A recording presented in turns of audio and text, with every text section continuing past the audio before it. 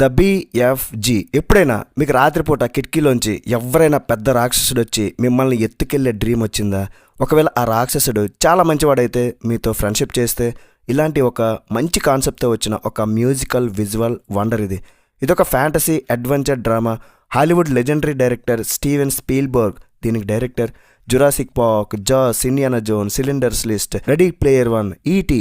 ఆయన సినిమాలు ఎలాంటి బ్లాక్ బస్టర్స్ కొట్టాయో మీ అందరికి కూడా తెలుసు. ఆయన డైరెక్ట్ చేసిన ఈ మూవీనే బిఎఫ్జి అని అంటే బిఎఫ్ఎం కాదు, మీకు తెలిసిన అది కాదు. బిఎఫ్జి అంటే ఏంటో తెలుసా? బిగ్ ఫ్రెండ్లీ జైంట్, అంటే చాలా మంచివాడైన పెద్ద రాక్షసుడు అని అర్థం. ఈ మూవీ నెట్ఫ్లిక్స్లో స్ట్రీమింగ్ అవుతుంది, తెలుగు ఆడియోలో కూడా ఉంది. ఈ మూవీ రిలీజ్ అయ్యి 10 years అవడంతో ఈ మూవీని మళ్ళీ ఫుల్ క్లారిటీ ప్రింట్తో రీఅప్లోడ్ చేశారు.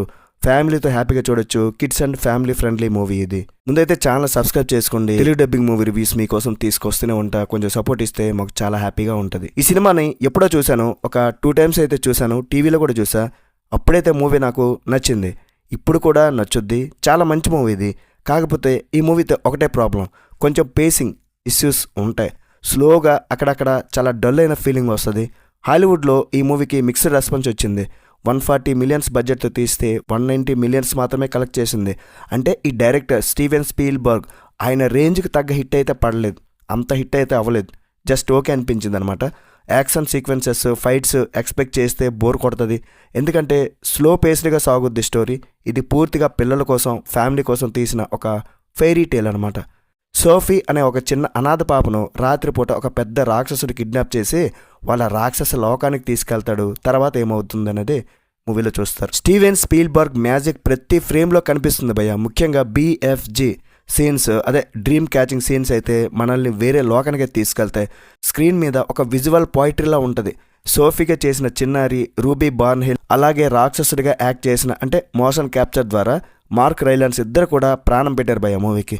వాళ్ళిద్దరి మధ్య ఉన్న cute and emotional bonding definitely చిన్నపిల్లలకే కాదు ఫ్యామిలీకి కూడా బాగా కనెక్ట్ అయ్యిద్ది. కేవలం గ్రాఫిక్స్ సినిమా మాత్రమే కాదు ఇది. స్నేహం, ధైర్యం, కలలు కనడం అనే ఒక మంచి ఎమోషన్స్ ఉన్న మూవీ ఇది. సో ఫైనల్గా ఇప్పుడైతే ఒకసారి తెలుగులో ఉంది కాబట్టి ఒకసారి చూడండి. చూడని వాళ్ళు అయితే చూసిన వాళ్ళు చాలామంది ఉంటారనుకోండి. ఓవరాల్గా రేటింగ్ ఎంత ఇస్తానండి మూవీకి? 3.25 out of 5. రివ్యూస్ జెన్యున్గా అనిపిస్తే సబ్స్క్రైబ్ చేసి వీడియోకి ఒక లైక్ చేసి మీ ఫ్రెండ్స్తో కూడా షేర్ చేసుకోండి. ఇలాంటి హాలీవుడ్ మూవీ రివ్యూస్ మీకోసం తీసుకొస్తూనే ఉంటా. నెక్స్ట్ వీడియో మళ్ళీ కలుద్దాం. Bye bye. జై హింద్.